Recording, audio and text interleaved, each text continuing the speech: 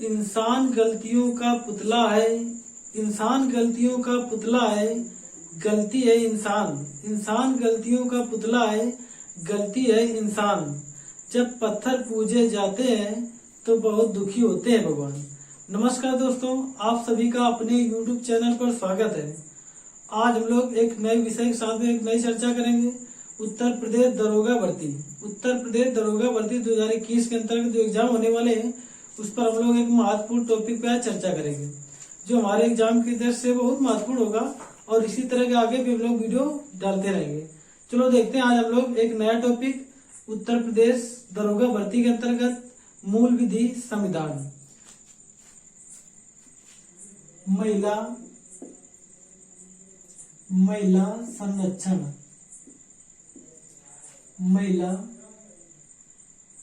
महिला संरक्षण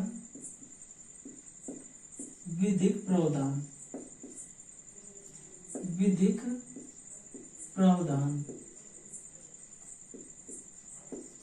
महिला संरक्षण विधिक प्रावधान के अंतर्गत बहुत सारे इस पे है जिसमें महिलाओं को सुरक्षा प्रदान की गई है। अब लोग अपने समाज में देखते हैं कि महिलाओं की वरीयता जो है कुछ लोग कम कर देते हैं, क्योंकि देखते हैं कि जब वर और वधू यानी दोनों का विवाह होता है तो उस पे जो है कुछ मांगे होती हैं जो उपहार स्वरूप होती है। कुछ तो मांगे अपने मन से जो है वधू पक्ष देता है वर को कि जिससे हमारी जो है बेटी जो खुश रहे। तो इस तरह देखेंगे तो इससे कई प्रकार के अपराधों ने भी जन्म ले रखा है, उसका दुरुपयोग भी होने लगा है, क्योंकि ये उपहार स्वरूप दी जाने वाली वस्तु दहेज का नाम ले चुकी है। इसी के अंतर्गत हम लोग आज देख रहे हैं दहेज प्रतिषेध अधिनियम 1961। इसी के अंतर्गत हम लोग देखेंगे दहेज प्रतिषेध अधिनियम 1961। अधिनियम 1961।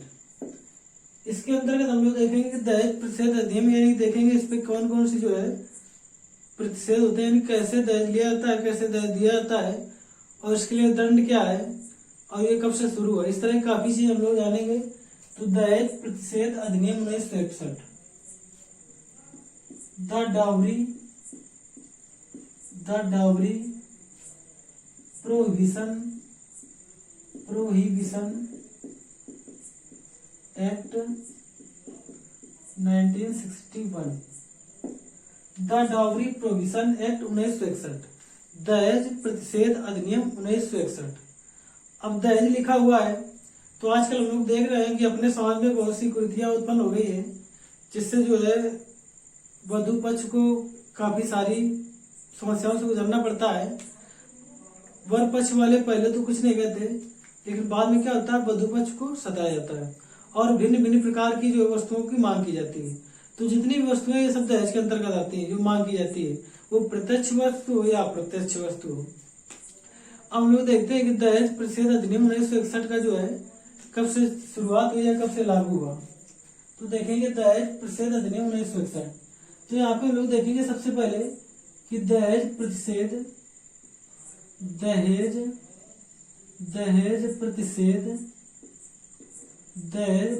अधिनियम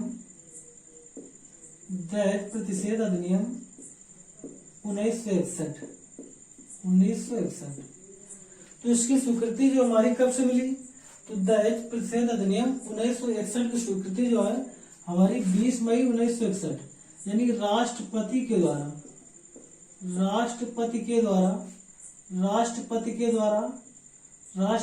द्वारा कब मिली हमें, तो 20 मई 1961 यानी राष्ट्रपति के द्वारा जो है दहेज प्रतिषेध अधिनियम 1961 की जो स्वीकृति 20 मई 1961 को मिली। अब आगे देखते हैं हमारे भारत देश पे लागू कब से हुआ। तो यहाँ पे देखेंगे हम लोग कि ये लागू कब से हुआ। तो लागू कब हुआ, लागू मतलब प्रवर्तन, इसको कह सकते हैं प्रवर्तन कह सकते हो या लागू कर सकते हो।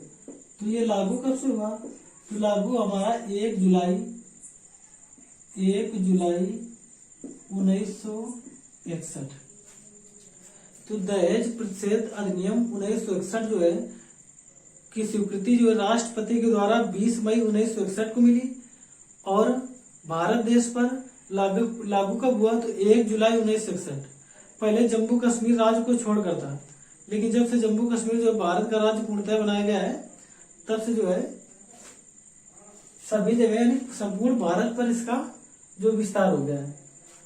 तो आगे हम लोग देखते हैं, अगर आप थोड़ा कुछ जानना चाहे तो 20 मई जो होता है हमारा मनाया जाता है, 20 मई को हमारा क्या मनाया जाता है तो विश्व मधुमक्खी दिवस। 20 मई को हमारा मनाया जाता है विश्व मधुमक्खी दिवस।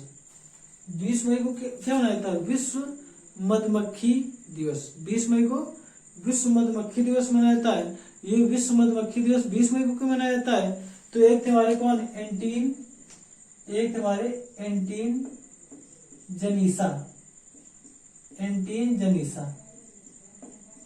जनीसा थे। ये जो है एक मधुमक्खी जो है वैज्ञानिक थे, इन्होंने मधुमक्खी का जो है प्रयोग किया परागकणों से। तो अब देखो 1 जुलाई लिखा हुआ है यहाँ पे, तो 1 जुलाई क्या मनाया जाता है तो 1 जुलाई को हमारा एक चीज मनाया जाता है, ये तो हमारा हो गया 20 मई। 20 मई को मनाया जाता है हमारा क्या विश्व मधुमक्खी पालन दिवस या विश्व मधुमक्खी दिवस। आगे यहाँ पे 1 जुलाई, तो 1 जुलाई को हमारा मनाया जाता है नेशनल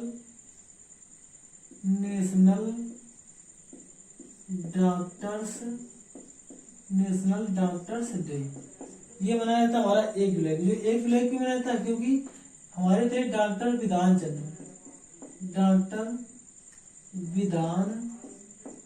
चंद्र राय।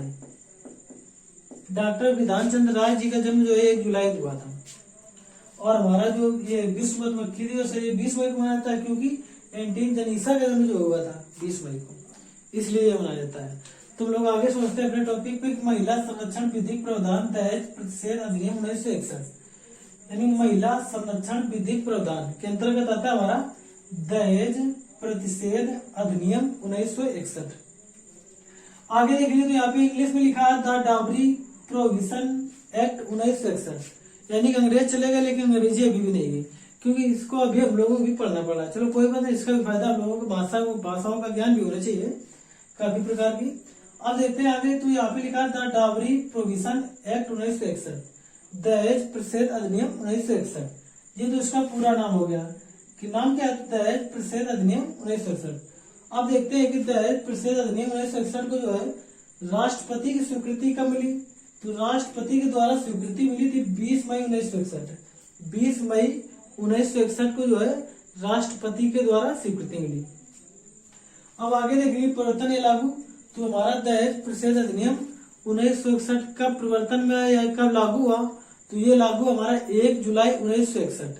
1 जुलाई 1961। अब आगे चलते हैं हम लोग धारा 1 की तरफ। हमारी धारा 1 जो है दहेज प्रतिषेध अधिनियम की धारा 1, दहेज प्रतिषेध अधिनियम की धारा 1 जो है ये बताती है कि नाम क्या है, जो बनाया हमारा कानून उसका नाम क्या है, इस कानून का नाम क्या है और इस कानून का प्रवर्तन कहाँ तक है। इस कानून का प्रवर्तन कब किया गया, कब लागू किया गया, प्रवर्तन या लागू, ये लागू कब किया गया और इसका विस्तार। तो धारा 1 हमारी ये बताती है। तो जितनी भी धारा है जिसमें से एक जो धारा होगी हमेशा वो यही बताएगी कि उस जो है कानून का नाम क्या है जो बनाया गया है और उसको लागू कब किया गया है और कहाँ तक ये लागू है, मतलब कहाँ कहाँ लागू है। तो इस तरह हम लोग देखते हैं। तो नाम धारा 1 में नाम, तो नाम पहले हम लोग जान चुके हैं कि दहेज प्रतिषेध अधिनियम 1961, ये पूरा नाम इसका the dowry prohibition act 1961, the dowry prohibition act 1961 English में समझो। अब आगे चलते हैं लोग तो देखते हैं कि राष्ट्रपति के द्वारा स्वीकृति कब मिली तो 20 मई 1961। दहेज प्रतिषेध अधिनियम 1961 की स्वीकृति 20 मई 1961 को जो है राष्ट्रपति ने दी। अब आगे चलते हैं रिपब्लिक का प्रवर्तन लागू कब हुआ तो 1 जुलाई 1961, ये लागू हुआ 1 जुलाई 1961 को। अब धारा 1 पे बताना है कि नाम प्रवर्तन लागू, तो नाम लोग जान चुके हैं दहेज प्रतिषेध अधिनियम 1961, प्रवर्तन विचार चूंकि कब लागू हुआ, तो लागू हुआ कब 1 जुलाई 1961। विस्तार, तो विस्तार हमारा कहाँ है, संपूर्ण भारत। संपूर्ण भारत, संपूर्ण भारत पे जो है दहेज प्रतिषेध अधिनियम 1961 जो है लागू है।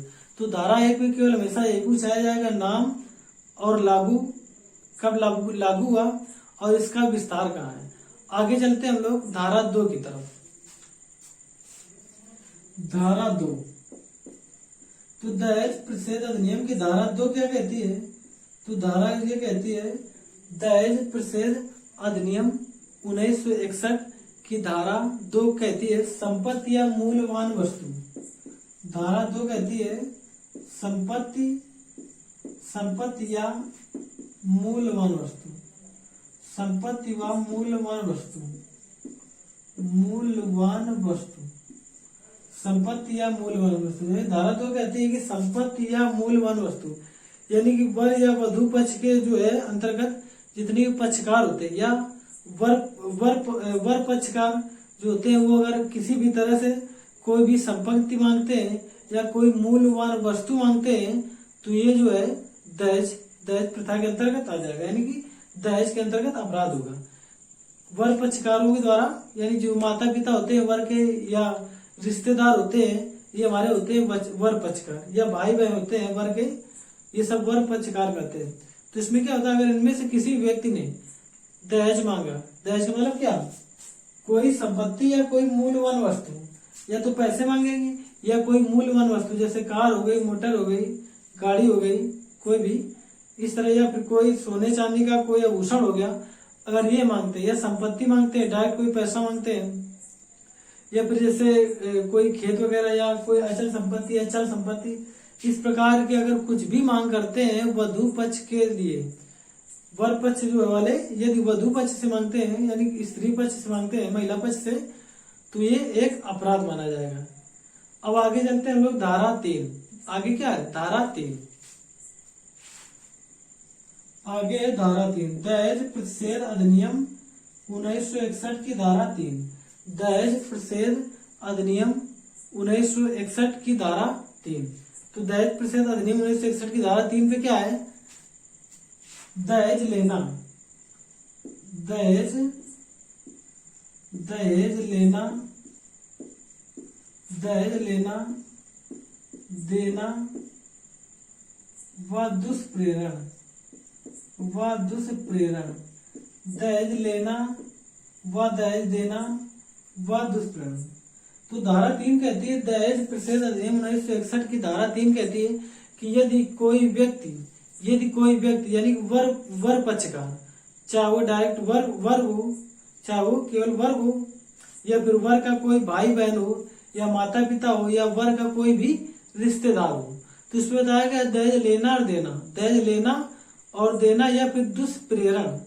यदि कोई दहेज लेता है या दहेज देता है तो भी वो क्या होगा, अपराधी होगा दहेज प्रतिषेध अधिनियम 1961 के अंतर्गत। अब दुष्प्रेरण क्या होता है कि जैसे वर पक्ष का कोई रिश्तेदार या भाई बहन बताता है कि जाओ, यानी कि लड़की पक्ष वालों ने जो है दहेज मांगा हुआ है, तो ये क्या दुष्प्रेरण है, यानी वो बता रहा है कि वर पक्ष वाले जो मांग कर रहे हैं, तो ये भी एक प्रकार का दहेज के रूप में जो है अपराध है। तो इससे हम लोग को दहेज अपराध से बचना है कि किसी भी तरह से किसी भी महिला के साथ में कोई अत्याचार ना हो पाए। अब आगे देखते हैं, अब इस पे क्या है, 5 वर्ष अगर कोई व्यक्ति दहेज लेता है या देता है या फिर क्या दुष्प्रेरण, तो 5 वर्ष से कम नहीं, 5 वर्ष से कम नहीं, यानी 5 वर्ष से कम सजा नहीं होगी, 5 वर्ष से कम दंड नहीं, यानी 5 वर्ष से कम दंड नहीं होगा इसका। और इसके लिए जुर्माना कितना, तो जुर्माना इसके लिए है 15,000 रुपए। इसके लिए कितना जुर्माना है, 15,000 रुपए। इसके लिए 15,000 रुपए। तो 5 वर्ष से कम का दंड नहीं मिलेगा। यदि कोई व्यक्ति वर पक्ष का या वर ये मांग करता है, दहेज लेता है या देता है,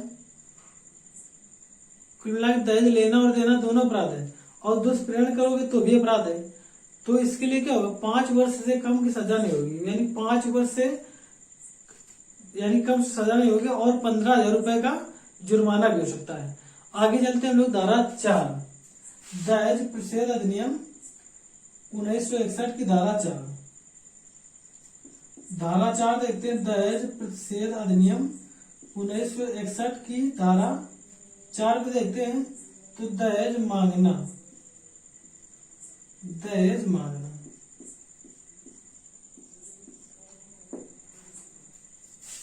वर पक्षकार के अंतर्गत, यानी वर के जितने भी भाई बहन या कोई माता पिता या कोई रिश्तेदार दहेज मांगता है तो उसके लिए शास्ति है। उसके लिए क्या है? शास्ति, यानी कि शास्ति मतलब क्या कर सकते हो? पेनाल्टी। पेनाल्टी मतलब दंड। अप्रत्यक्ष या प्रत्यक्ष दहेज मांगना वो कैसा? अप्रत्यक्ष, अप्रत्यक्ष या प्रत्यक्ष। दहेज अप्रत्यक्ष मांगा जाए या प्रत्यक्ष मांगा जाए, दोनों तरह से क्या होगा?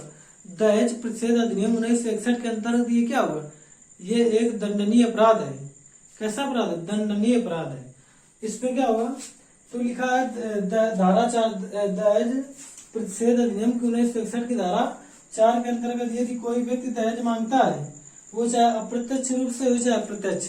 अप्रत्यक्ष मतलब चाहे डायरेक्ट पैसे ले या पैसे के माध्यम से किसी वस्तु की मांग करे, तो इससे ये पता चलता है कि हमारा ये कैसा है? प्रत्यक्ष और अप्रत्यक्ष मांग कर रहा है किसकी? दहेज की। इसके लिए क्या है?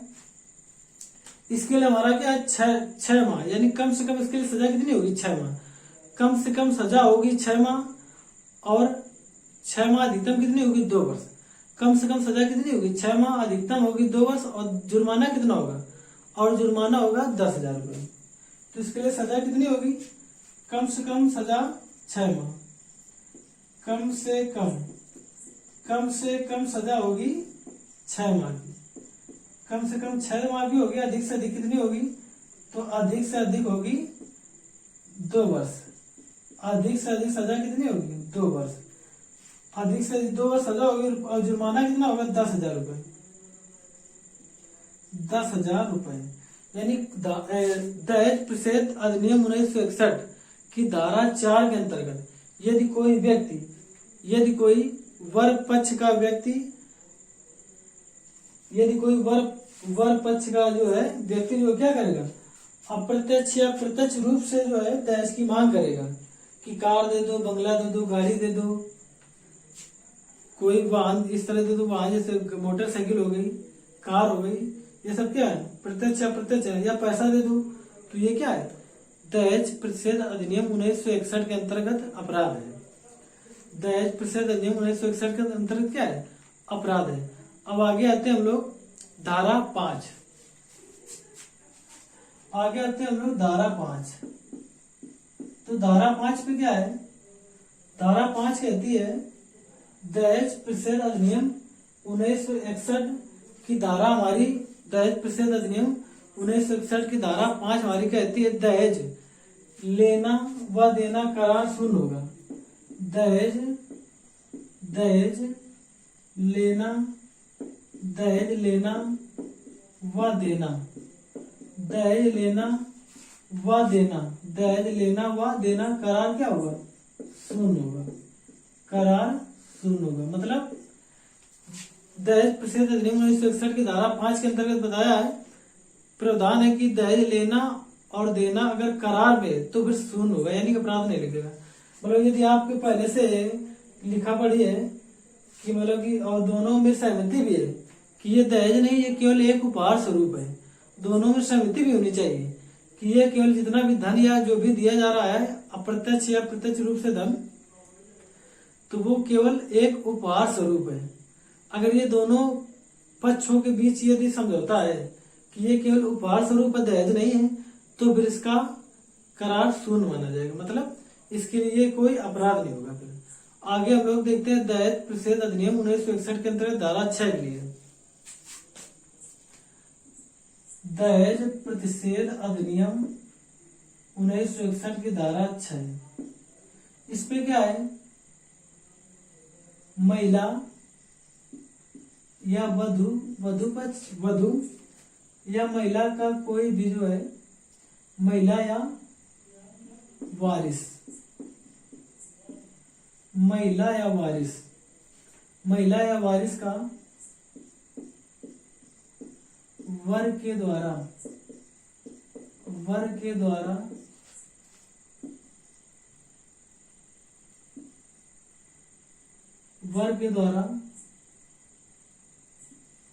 उपहार स्वरूप मिली वस्तु का वर के द्वारा, महिला या वारिस का वर के द्वारा उपहार स्वरूप मिली वस्तु को न देना। मतलब किसी के माता पिता ने दिया कि हम अपनी बेटी को जो है पैसे दे रहे हैं या कुछ भी दे रहे हैं, और ये इसके जो है देख रेख के लिए होगी, उसकी सेफ्टी के लिए होगी, और वो वधू मांगती है वर से या वर पक्ष से कि हमें ये चीज चाहिए, वो चीज चाहिए जो हमारे माता पिता से मिली हुई है। अगर वो जो नहीं देता, कौन? वर यदि वधू को नहीं देता तो फिर ये एक प्रकार का दंडनीय अपराध होगा। ये क्या होगा? दंडनीय अपराध होगा। इसके लिए 6 माह या 2 वर्ष, कम से कम 6 माह की सजा, कम से कम 6 माह की सजा, और अधिक से अधिक 2 वर्ष की सजा। कम से कम 6 माह की सजा होगी और अधिक से अधिक 2 वर्ष की सजा होगी, और 5,000 से 10,000 रुपए तक जुर्माना भी होगा। क्या होगा? तो कम से कम 6 माह की सजा हो जाएगी। अधिक से अधिक कितनी होगी? तो अधिक से अधिक हमारी होगी 2 वर्ष की सजा। अधिक से अधिक हमारी कितनी होगी? 2 वर्ष की सजा होगी। और जुर्माना कितना होगा? तो जुर्माना हमारा होगा 5,000 से लेकर 10,000 रुपए तक। 5,000 से लेकर 10,000 रुपए तक का जुर्माना भी हो सकता है। तो दहेज प्रतिषेध अधिनियम 1961 के अंतर्गत धारा 6 ये कहती है कि महिला या वारिस, यानी कोई वधू है और उसका कोई वारिस यानी पुत्र, इनके द्वारा यदि माता पिता के द्वारा बेटी को अपने कोई भी चीज दी जाती है कि हमारी बेटी के उपयोग के लिए होगी, और वो चीज या वो पैसा यदि वर या वर पक्ष वधू को नहीं देता तो फिर ये दंडनीय अपराध होगा। ये धारा 6 के अंतर्गत दहेज प्रतिषेध अधिनियम 1961 की धारा 6 के अंतर्गत क्या होगा? एक दंडनीय अपराध होगा। अब चलते हैं धारा 7, दहेज प्रतिषेध अधिनियम 1961 की धारा 7। दहेज प्रतिषेध अधिनियम 1961 की धारा 7 पे क्या है? तो यहाँ पे अपराधों का संज्ञान, अपराधों का संज्ञान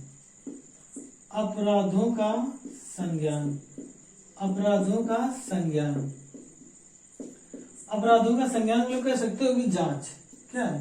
जांच। यानी कोई भी अपराध हुआ या दहेज प्रतिषेध अधिनियम 1961 का दहेज का कोई मामला आया, तो ये कैसे पता चलेगा कि ये वास्तविक मामला है या केवल बनावटी मामला है? तो इसलिए जो है धारा 7 के अंतर्गत दहेज प्रतिषेध अधिनियम 1961 की धारा 7 के अंतर्गत अपराधों का संज्ञान लिया जाता है। अपराधों का संज्ञान मतलब इसकी जांच की जाती है कि ये वास्तविकता में कोई अपराध है या केवल बनावटी अपराध है। तो इसका जो संज्ञान लिया जाता है वो किसके माध्यम से लिया जाता है? तो महानगर मजिस्ट्रेट। कौन होता है? महानगर मजिस्ट्रेट या प्रथम वर्ग न्यायाधीश। महानगर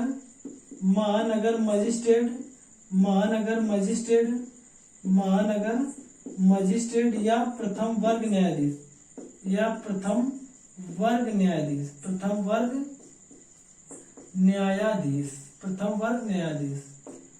तो दहेज प्रतिषेध अधिनियम 1961 की धारा 7 के अंतर्गत अपराधों का संज्ञान बताया गया है या अपराधों की जांच के बारे में बताया गया है कि कौन सा अपराध वास्तविकता में ये दहेज का अपराध है कि नहीं है, कि केवल बनावटी कहानी है। इसका संज्ञान कौन लेता है? इसके बारे में जांच कौन कराता है? करने का आदेश कौन देता है? तो वो देता है महानगर मजिस्ट्रेट या प्रथम वर्ग न्यायाधीश। तो ये 4 प्रकार से होता है। पुलिस रिपोर्ट पहला होता है। पहला क्या होता है? पुलिस रिपोर्ट, यानी कोई भी महिला या कोई महिला का पक्षकार, यानी महिला के माता पिता या कोई रिश्तेदार ये पुलिस पे इन्फॉर्म करता है, सूचित करता है, रिपोर्ट करता है, तो इसके अंतर्गत यानी पुलिस रिपोर्ट के अनुसार कर सकता है। पुलिस रिपोर्ट के अंतर्गत न्यायाधीश स्वयं जानकारी पे, यदि उस अपराध के न्यायाधीश को स्वयं कोई जानकारी होती है तो भी ये मामला जो है आगे न्यायाधीश स्वयं स्वयं अपने संज्ञान में ले सकता है, या फिर किसी मान्यता प्राप्त संस्था, या फिर मान्यता प्राप्त संस्था, या फिर मान्यता प्राप्त संस्था, यानी कोई संस्था जिसको मान्यता प्राप्त है कि आप केवल दहेज प्रतिषेध अधिनियम 1961 के अंतर्गत इसकी जांच करेंगे, इसके बारे में थोड़ा कुछ यानी सहायता करेंगे इस प्रकार की, तो ऐसा होगा। चौथा कौन व्यक्ति होता है? व्यथित व्यक्ति। व्यथित व्यक्ति, व्यथित व्यक्ति, व्यथित व्यक्ति होता है। व्यथित व्यक्ति मतलब पीड़ित व्यक्ति। पीड़ित मतलब क्या होता है? पीड़ित। तो पीड़ित कौन हो गया? हमेशा महिला। दहेज प्रतिषेध अधिनियम 1961 महिला सुरक्षा के लिए बनाया गया है, तो यहाँ पे व्यथित व्यक्ति लिखा, तो व्यक्ति कौन? पीड़ित। पीड़ित महिला ही होगी कोई, तो पीड़ित महिला। तो ये 4 तरह के धारा 7 के अंतर्गत अपराधों की संज्ञान लिया जाता है। वो किसके द्वारा? महानगर मजिस्ट्रेट या प्रथम वर्ग न्यायाधीश के द्वारा। ये 4 टाइप कैसे? पुलिस रिपोर्ट के द्वारा, यदि पुलिस में रिपोर्ट की जाती है तो लिया जाता है। न्यायाधीश या स्वयं न्यायाधीश को जानकारी होती है कि ऐसा अपराध हुआ है तो भी लिया जा सकता है न्यायाधीश द्वारा। मान्यता प्राप्त संस्था, मान्यता प्राप्त संस्था के द्वारा भी दहेज प्रतिषेध अधिनियम 1961 के अंतर्गत धारा 7 में ये भी इसका लिया जाता है।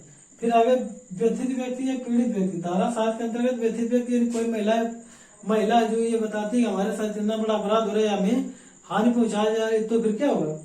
धारा 7 के अंतर्गत ये संज्ञान में लिया जा सकता है। किसके द्वारा? तो महानगर मजिस्ट्रेट या प्रथम वर्ग न्यायाधीश के द्वारा। अब आते हैं धारा 8। धारा 8 तो दहेज प्रतिषेध अधिनियम 1961 की धारा 8 बताया गया है कि दहेज प्रतिषेध अधिनियम जो हमारा क्या बोलते हैं अपराध है, ये कैसा है? तो अजमानती। ये अजमानती है, अजमानती है व असमनीय, असमनीय, अजमानती व असमनीय। यानी धारा 8 दहेज प्रतिषेध अधिनियम 1961 की धारा 8 में बताया गया है कि दहेज का जो अपराध होता है वो होता है अजमानती, यानी कि नॉन वेलेबल, यानी इसको बेल नहीं मिल सकती, यानी जमानत नहीं मिल सकती। और असमनीय नॉन कंपाउंडेबल, यानी नॉन वेलेबल होता है और नॉन कंपाउंडेबल होता है, अजमानती और असमनीय। तो इसके अंतर्गत हमारा धारा 8 के अंतर्गत आता है, धारा 8 का होती है और धारा 8 खा होती है। धारा 8 का और धारा 8 का, इस पे क्या होता है? तो इस पे अगर प्रथम महानगर मजिस्ट्रेट या कह सकते हो राज्य सरकार चाहे तो क्या कर सकती है? अपराधी को स्वयं कह सकती है कि जो है आप अपना आप अपने जो है अपराध में स्वयं को निर्दोष साबित करें। तो यहाँ पे अपराधी स्वयं को क्या कर सकता है? अपराधी अपने आप को निर्दोष साबित कर सकता है, अपने आप को सत्य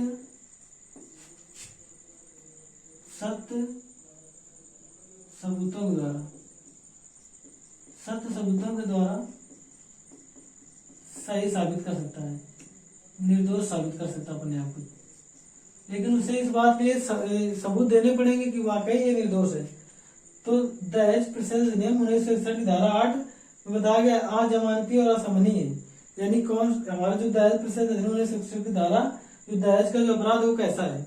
तो गैर जमानती है या अजमानती है, यानी कि नॉन बेलेबल है और नॉन कंपाउंडेबल है। इसके अंदर धारा 8 के का बताया गया अपराधी स्वयं चाहे तो क्या कर सकता है?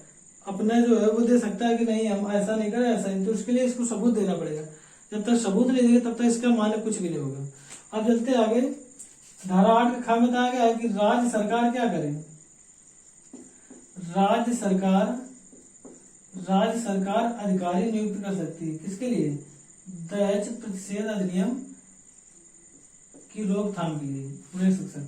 तो दहेज प्रतिषेध अधिनियम 1961 की धारा 8 के का में बताया गया है कि अपराधी अपने आप को निर्दोष साबित कर सकता है, वो भी सबूतों द्वारा। और धारा 8 के खाम बताया गया राज्य सरकार जो है दहेज प्रतिषेध के लिए अधिकारी नियुक्त कर सकते हैं। और क्या बताया गया इसमें? और बताया गया कि ये अधिकार पुलिस को भी दिए जा सकते हैं।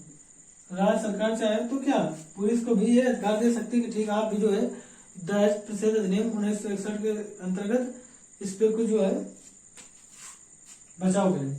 अब आगे आता है हमारा धारा 9। तो धारा 9 यहाँ पे देख लेते हैं हम लोग। धारा 9 तो दहेज प्रतिषेध अधिनियम 1961, दहेज प्रतिषेध अधिनियम 1961 की धारा 9, दहेज प्रतिषेध अधिनियम 1961 की धारा 9 बताया गया कि केंद्र सरकार को भी नियम बनाने के अधिकार है। केंद्र सरकार को क्या है? नियम बनाने के अधिकार। केंद्र सरकार को दहेज संबंधी नियम बनाने के अधिकार है। दहेज संबंधी नियम बनाने के अधिकार है। दहेज संबंधी नियम बनाने के क्या है? अधिकार। तो धारा 9 बताती है, दहेज प्रतिषेध अधिनियम 1961 की धारा 9 बताती है कि केंद्र सरकार भी जो है दहेज प्रतिषेध अधिनियम के अंतर्गत जो है क्या बना सकती है? कानून या नियम बना सकती है। आगे हमारा है धारा 10। धारा 10 और धारा 10 क्या है? तो दहेज प्रतिषेध अधिनियम 1961 की धारा 10 बताती है कि राज्य सरकार भी दहेज संबंधी नियम बना सकती है। राज्य सरकार दहेज बचाव संबंधी नियम या दहेज संबंधी नियम बना सकती है। दहेज संबंधी नियम बना सकती है। दहेज संबंधी नियम यानी कि रोकथाम के लिए नियम बना सकती है। यहाँ भी रोकथाम के लिए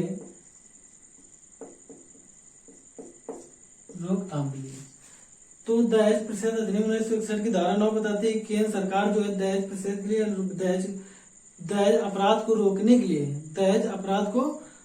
के लिए धारा 9 के अंतर्गत दहेज प्रतिषेध अधिनियम धारा 9 के अंतर्गत जो क्या कर सकती है? केंद्र सरकार दहेज संबंधी रोकथाम के लिए नियम बना सकती है, कानून बना सकती है। धारा 10 में ये बताया गया कि राज्य सरकार भी जो है दहेज को रोकने के लिए जो क्या बना सकती है? कानून बना सकती है। दहेज रोकने के लिए क्या राज्य सरकार भी क्या कर सकती है? कानून बना सकती है। एक हमारा धारा 4 के अंतर्गत था विनय कुमार यूपी। धारा 4 के अंतर्गत था एक विनय कुमार यूपी। धारा 4 के अंतर्गत था एक विनय कुमार यूपी वाद। विनय कुमार यूपी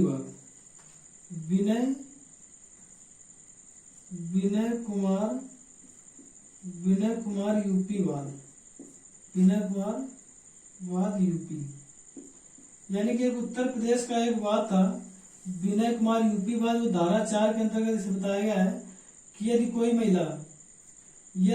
व्यथित महिला किसी महिला की धारा 4 के अंतर्गत बताया गया, यदि किसी व्यथित महिला यानी कि व्यथित मतलब क्या होता है? व्यथित मतलब था कि जो है जो महिला होती है वो किसी भी मतलब दहेज की प्रथा से जो है या दहेज अपराध से थोड़ा व्यथित है या दुखी है, तो उसके अंतर्गत बताया कि विनय कुमार वाद यूपी यानी उत्तर प्रदेश। इसमें बताया यदि 7 वर्ष से कम शादी है यानी शादी का समय क्या है? 7 वर्ष से कम शादी है और इसके अंतर्गत यदि महिला की मृत्यु हो जाती है किसी कारणवश, 7 वर्ष से कम शादी को दी है और महिला की किसी कारणवश मृत्यु हो जाती है, तो जो व्यक्ति होगा वो उसको दंड दिया जाएगा। उसको क्या दिया जाएगा? दंड दिया जाएगा। तो ये हमारा था धारा 4 के अंतर्गत बताया गया विनय कुमार उत्तर प्रदेश वाद पे। विनय कुमार वाद उत्तर प्रदेश बताया गया है कि यदि किसी 7 वर्ष से कम महिला की यदि मृत्यु हो जाती है, शादी का समय 7 वर्ष से कम है, तो फिर और वो महिला क्या करती है? वो महिला उस पक्ष के प्रति या उस वर्ग के उसमें जो है वो देती है, गवाही देती है, बताती है कि हमारी जो मृत्यु हो रही है वो इस कारण से हो रही है। अगर वो वर का नाम लेती है तो फिर वर या उससे संबंधित लोग जितने होंगे वो इस दंड के भागीदार होंगे, उनको जो है अपराधी माना जाएगा।